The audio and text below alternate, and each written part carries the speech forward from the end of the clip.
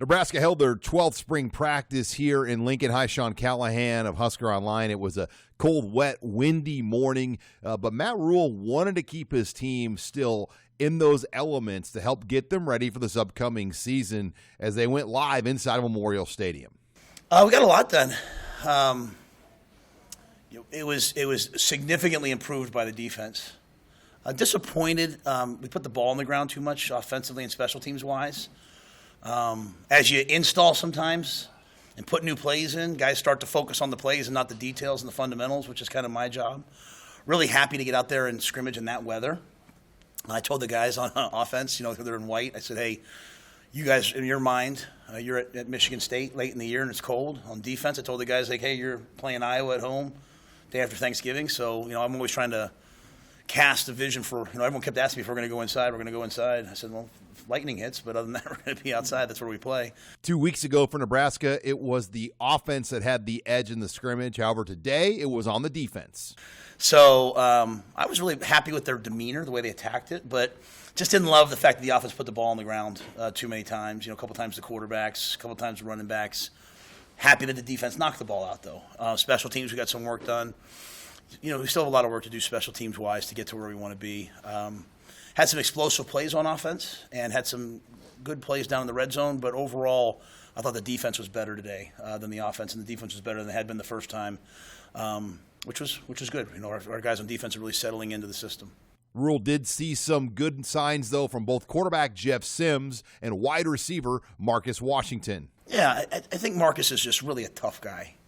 He's really a smart football player, and he wants to be good. He just, I'm probably like the fourth head coach he's played for, maybe 3 or 4. I know you guys could probably do them. I don't know if he played for 2 guys at Texas or 1, and played for Coach Frost, Coach Joseph, me, maybe 5, right? I don't know how many different receiver coaches he's played for. So that's why when I talk about recruiting, I always talk about the stability. I talk about our coaching staff stability. Like, stability breeds success. But I do feel like Marcus is one of those guys who really wants to buy into what we're doing, and he wants to be a part of it. But I love his skill set as a football player. He can catch the ball. He's physical. Like, he had a long touchdown, but he made a great block on a counter. He cracked the safety, and we had a nice run. He's not one of those guys who's a diva. He's a tough guy, and so if we can just bring him along in the passing game and in the run game and special teams wise, I think he'll have a future in the game. And for this stage of spring, the team has stayed relatively healthy. Yeah, we had 2 guys that got banged up during the scrimmage. It looked like Judy got hurt early on. The late John, Goodwin got hurt later on, but nothing. I don't think that's major. It looked like they rolled their ankles, so came out of it, I think, pretty healthy. Unless something that comes up tonight or something. Sorry. Any other injury updates? Everyone that's been out still kind of out. We've had nothing really major. We've got some guys that are banged up. We have a couple guys that I'm sure if we were playing a game this week would have had Ben Scott probably available. Would have had A.J. Allen close to available. I think a lot of those guys will trend to be back this week. Blaze Gunnarson's been back practicing with us, which is good. He's a player I'm really excited about. I like what he does. So I think we're in a good space. Special teams continues to be a big emphasis this spring as well. I'm not saying that we're not where I thought we would be. I'm just saying we have a long way to go to get there. I think Ed's done a really nice job. The way we look at special teams is it's we try to teach a lot of fundamentals that carry over to other positions. So a lot of this time of the year we're working 4 or 5 groups, and we're working a lot of different techniques and fundamentals. So I'm happy with where we are. I just expect us to be a really good special teams unit. I think it's one of our opportunities to be successful. I think we have a lot of fast guys. I think we have a lot of pro football players. Guys want to be pro football players who can be, and so I'm going to expect that they can contribute on special teams. I think the biggest thing is just our field goal operation. We have to continue to hone that and work that so we're consistent in field goals. And then we believe that we should be one of the best blocking kick teams in the country. We're not getting our hands on enough right now. But the overall system and fundamentals I'm pleased with. It's just the consistency of it. It's going to take a while, I think, just getting all these different people on the same page. Nebraska now goes into this final week of practice, and Rule said sometimes there's a mentality to kind of take a step back. Rule wants to see the opposite. Yeah, I talked about the spring game today with the guys. I just want to make sure they understand that this is not a show. I watched some other spring games on TV. They're kind of like a show, where they're kind of like a whatever. This is not a show. Like, I expect them to get better all the way till whatever time the spring game is, however long. If we practice for an hour, we practice for 4 hours. Whenever that's over, that's when they can relax. That's when the coaches can relax. I expect us to go out there and accelerate, put our foot on the gas pedal this entire week. And, I'm kind of one of those guys, I always have themes, and so just trying to push these themes on the guys of just like continuously grinding. It's a very happy place. We have a great fan base. We have great everything. And I just want to make sure they understand that we're 4-8. You know what I mean? Like, it's not a negative thing.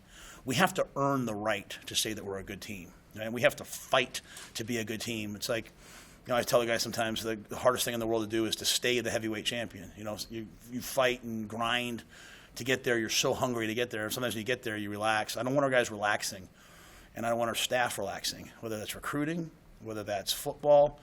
I think sometimes we have a tendency to be like, oh, well, things are going to be better now. No, you got to make them better. You have to fight. Like, we're not a great team yet. So I want us to be a great team, and they want to be a great team. So I'm just like, that's my message is like, man, go upstairs, have some barbecue, go home, enjoy your weekend, go to church tomorrow, do what you do, get your schoolwork done, but find a way to work on some football too, and then come in Monday. So this week is not like, hey, the spring game's almost here. I expect us to, this should be our best week of practice and our best week coaching-wise. Expect our coaches to work harder this week than they have because we're always trying to get a little bit better every day. So that's an important message, I think, for our team. And then finally, what will we see in this red-white spring game? Will it be a true game? Will it be ones-on-one? Will it be live? Hopefully, Rule said it's all of the above. I want to play. I want to play ones versus. I want to play red versus white. The only way it'll change that is if I have like 7 offensive linemen, right? So I'll probably, they have they're going to have the new running clock rules in the NCAA. So I might run the clock like on first downs, not stop the clock to cut the plays. So. But I want to play a game. What I really want to do is have the teams and be like, hey, you're calling the plays for this team, you're calling the plays for this team, and then have them like compete against each other, like game plan each other, compete against each other. Like if I tell these guys like let's go run 10 half gassers, or 10 40-yard dashes, they'll complain. If I say I want to see who the fastest guy is, they'll run 30 to prove that they're the fastest guy. So they love competition. So I'd like to have this be a competition next week. So I'm planning on it being like that versus that. What I will say is I see a lot of people, like, they'll put their one offense and one defense on one team, and they go against the twos. And I want my one offense going against my one defense. I want iron sharpening iron. I want my 2 offense going against my 2 defense. So I'll probably put the one offense with the 2 defense on one team, the one defense with the 2 offense. So that way they're always going against similar groups. So it's a long answer to say I hope we can do that. The only way I'll change it is if we were to have like 7 or 8 O-linemen available, I'd have to put them in like a different color jersey and still do the same thing with these guys, but probably have them just rotate as an O-line. The Huskers will get back to work now for their 13th spring practice on Tuesday. Reporting here with the Nebraska football team in Lincoln, I'm Sean Callahan of HuskerOnline.com.